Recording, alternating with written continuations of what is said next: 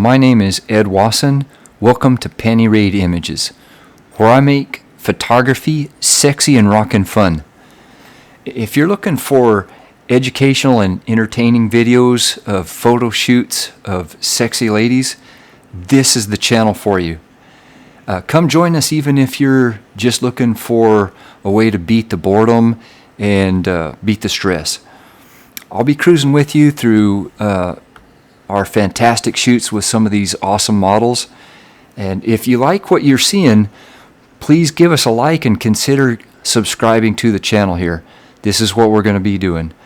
You can also greatly assist us by subscribing to my Patreon, which is patreon.com/PennyRaidImages. This is my very first video here on YouTube. So hopefully if you're seeing it and you come back, you'll see me do nothing but improve.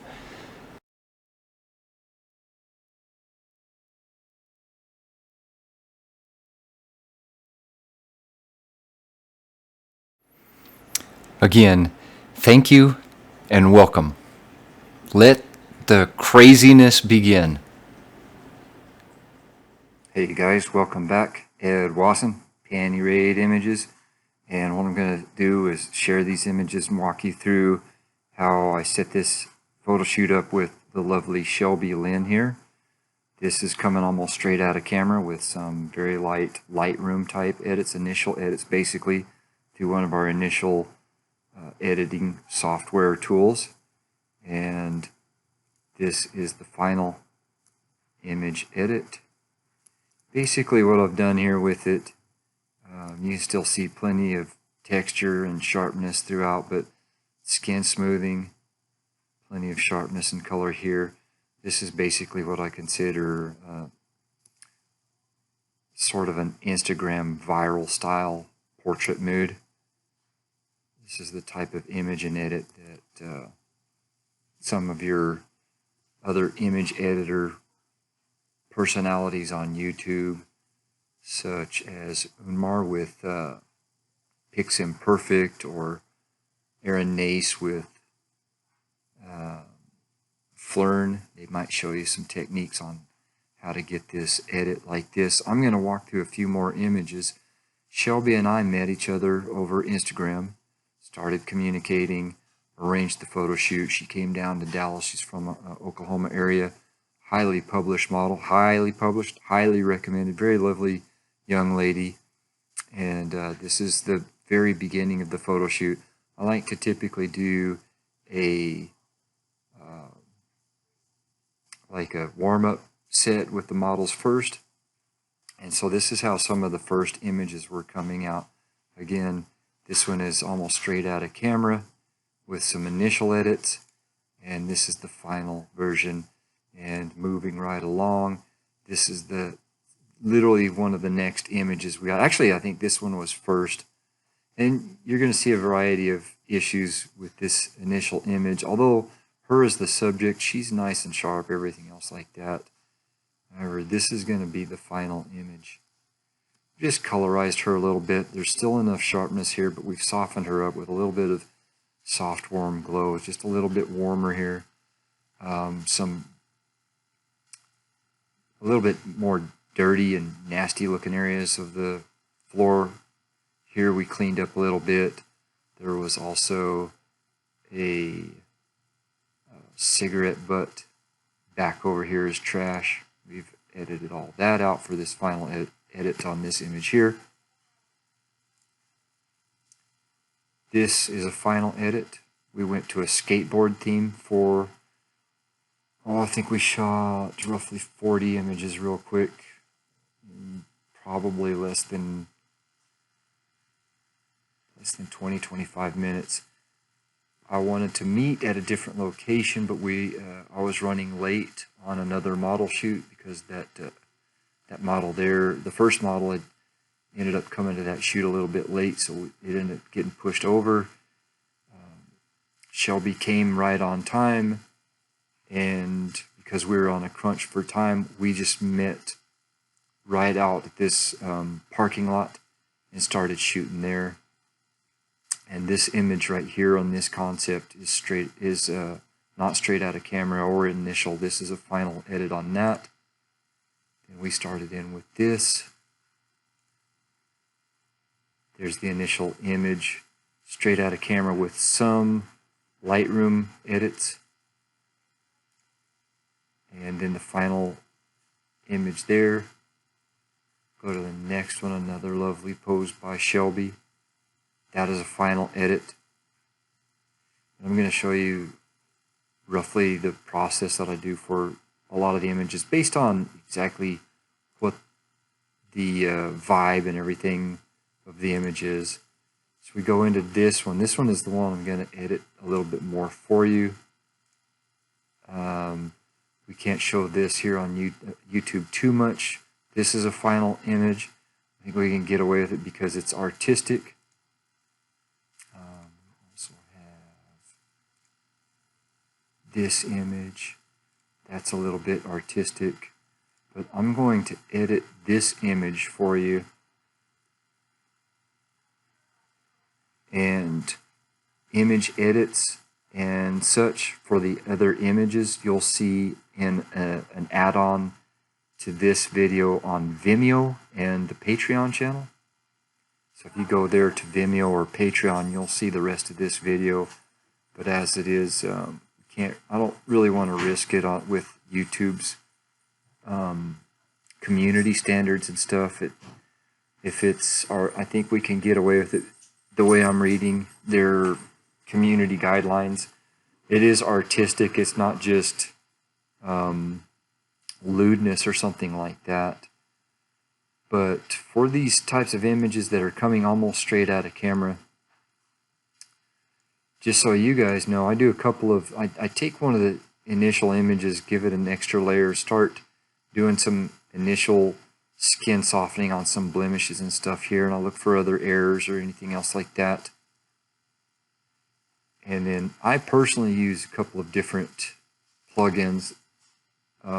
If there's other professional photographers out there that, you know, you come crawling out of your mother's womb with a, you know, $20,000 Hasselblad medium format, and your family owned a legacy studio of 2,600 square feet or whatever, multiple studios coast to coast or whatever.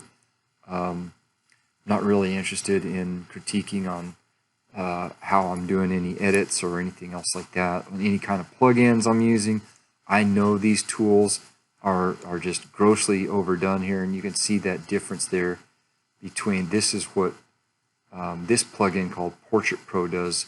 So basically what you've got to do with it is you've got to go to what I've done with some presets, and you've got to tone it down a little bit, just a little bit. So now this is a little bit more even.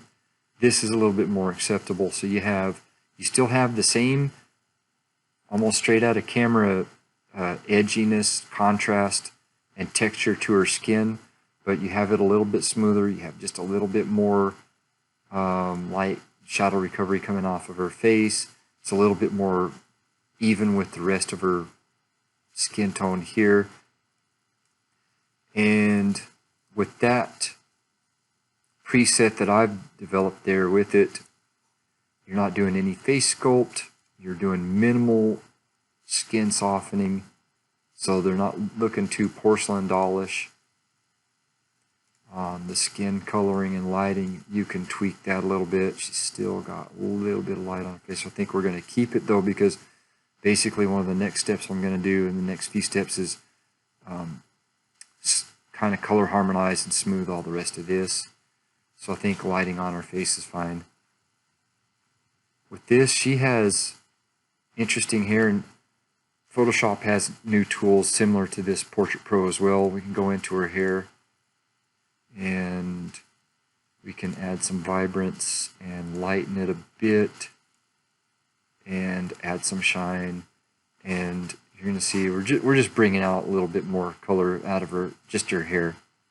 So it's going to help. I believe that helps the image a little bit. You can comment below and tell me if I'm wrong. If you're a super pro photographer, you can tell me just how cool you are. Whatever you want to do, you know, we'll take it. And your picture edit here just keeps the light on her, but just mutes down the background just a little bit. Go to the next, return from the plugin. So you do minimal edits on that. Most of those are fairly universal. Unless I'm going for the theme, I like to colorize and just warm up a soft warm glow just a little bit. So it makes them look a because we're coming on summertime and she's in shorts and everything else like that. Anyway, so I go to another plugin, Topaz, that has another preset that I like that's in there, and again, it's crazy, but I tone it down. You gotta watch it on these types of presets, I think, because you see I have a variety of the favorites over here onto the right hand side panel. But there's this one here called Dream Cloud. If you kept it cranked at 100, it just looks ridiculous, I think. Well, almost ridiculous, but crank it down to about 40 and you're just going to get it's going to smooth the color and tone of the skin just a little bit, so it's just a little bit less pasty, I think. It works for most Caucasian models. This is probably not something I would do for Hispanic or black models, but this right here, you see just a little bit. It's doing that with the rest of the background and the overall image as well. So I want to actually keep a little bit more of the coolness and the whiteness of the rest of the background and just keep that right there. I think that's going to work, so I'm going to just click on that. You still have enough sharpness. You have the right kind of color on her, I think, everything else like that. For the mood, we're doing this photo shoot. You might consider it kind of crazy. I considered it something different. That's what I was going for. I was going for this first set coming off the street. I want to do what I was just going to call for this session bedroom or skateboard boudoir. I was going to say bedroom skateboard or skateboard boudoir or something like that. There's a variety, like I said, there's a variety of issues with this image that I want to show you how I would edit an image, but this isn't going to be one of the final selections that I make for submission. And one of the issues is here. I don't really want to do anything with that. I can, but you don't really need to.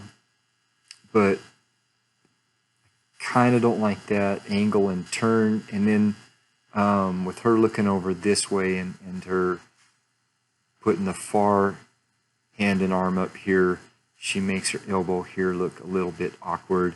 It's not her fault that a lot of this goes back to the photographer, so that's why you snap a variety of different images, and you know, they're all in focus, they're all good, you know, decent lighting and everything else like that. You can bring out the color and the contrast and the sharpness, do other things with the background, whatever you want to do. However, this is one that basically you can consider my fail or a photography fail here. Otherwise, her posing down here is fine, because one of the things you don't want to have your model do in most of the poses like this is sit completely back on their feet, because then that's going to flatten their butt, make their, you know, it's going to contort their butt here. If she raises up just a little bit, which she knows to do, it draws out the shape. You get the full shape and contour and outline, the roundness and everything else like that. So she hit the pose just right. I needed to come back probably a little bit more over to the right to get the right angle on her look as she's looking over her shoulder. But anyway, to go on with the how we do the image edit on here and mute back down that background. Basically, I draw a few different layers here. I do a couple of different levels layers, a couple of different curves layers, as you'll see on the bottom right hand over here. In a hue saturation, I'm going to decide if I want to use it at all. But your levels up here in adjustments, or you can come down here into there's the adjustments on the bottom. At any rate, there's a couple of different ways to get to your adjustments. This is the way I use is the adjustment panel here. I think, since I don't use it here, I don't. Yeah, here's this. This is the same adjustments here with that button there. see the levels, curves, exposure, vibrance, hue, saturation, all that kind of stuff. At any rate, one of the things that for Instagram style photography, because for a lot of this is probably not going to go to a nationwide magazine for print. This will probably go to submission for a magazine publication that's on MagCloud or Caviar. And for these types of images, for that digital age type stuff, one of the things that Unmesh Dinda, he's with Pix and Perf. There's probably the two top Photoshop tutorial people to go to. And one of the things they're teaching Unmesh with Pix and Perf and Aaron Nace with Flern, is they're teaching these levels to draw out, make your subject stand out just a scotch more. You come into your first tone and adjustment layer on the levels there, and you'll see this brightens her up. But you want to just bring it, it starts at 255, you want to just bring it down to maybe 248, and then come in here. On the blacks here, if you bring them up, you'll see it's really drawn out the contrast. You want to draw out a little bit of contrast, but not too much. You want to just come up to about 4 there. So all of the rest of it, because we have a basically the mask layer here, and it's just affecting this portion of the image. Okay, I'm back again. I took a brief pause. Thank you for bearing with me. My dog Scout decided he needed to be barking. Anyway, you can see your layer mask here and what it's doing. You go up to your next layer of levels, come in here, and on this one, this is the background portion of it that's going to be affected. And you'll see when you come down this lower bar and lower it down, you're going to see how it's darkening. So you don't want to go that crazy with it. You just want to come down just a little bit. So got that going on. Now to bring out a little bit more of the coolness of this area here with the next couple of adjustments. You come to the layer where you have the tones adjustments, and this is going to be on the model. Come to your RGB, come to red, and your pointer, go there, and just go maybe just one scotch up on reds on her, and then blue, pick anywhere on here, about there, go about one scotch down. So she's going to look a little, just a little warmer.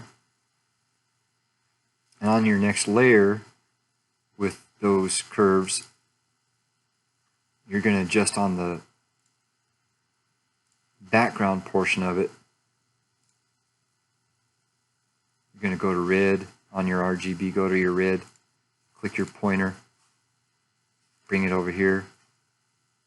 And let me show you what it'll do. Like if we pull this all the way down, look what it does to the background. And this kind of effect is getting just more and more wildly popular. There's also LUTs for it. They call it the orange teal type effect LUT. You can do the same thing. And basically these types of layering is what the LUT is doing in some cases. It's making these types of adjustments in the image automatically for you. You go to your blue, come to the background, and watch what it does. If I go up here, see that's going to change the coolness of the background just a little bit. We're going a little bit bluer. But for these, you just want to come just a little bit. You just want to make it a little bit on that. For the reds, it did look pretty cool to come back further down. Something like that, because what it does is, especially with what she's wearing, it starts helping harmonize her outfit. She's wearing blue Daisy Duke shorts and this aqua blue cap. So I think that's bringing that out a little bit. And then for the hue saturation layer, I don't think we're really going to do anything with it. She's popping out of this pretty well as is. She might be popping out a little bit too much. I like to double check and go into it and see, is this just looking a little bit too unreal and unnatural? By the way, for these types of sets with a bedroom and boudoir type stuff, if they're on a bed like this, I like the bed to not be made. Typically, it's going to look a little bit unmade. Looks a little bit odd if they're sitting on just a plain white canvas of a bed there. At any rate, if we wanted to, we could go into the saturation adjustment layer there. I don't really think we need to unless we saturate overall. Actually, almost like desaturate. So if you really wanted to see it, you can just play around with it and see how it's looking if you desaturate the entire image.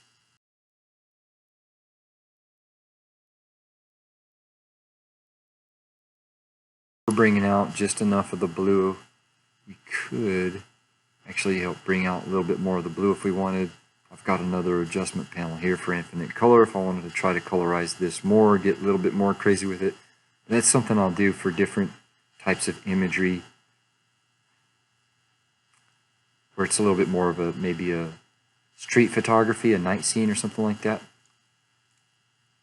At any rate, once we got all this, we could put all that together and you can see the before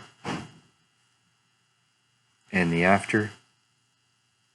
You see a couple of pieces of junk over here on the side. I thought the phone and whatever this little thing over here was, I thought it kind of distracted. I just erased that real quick in Photoshop. So there's the before, there's the after.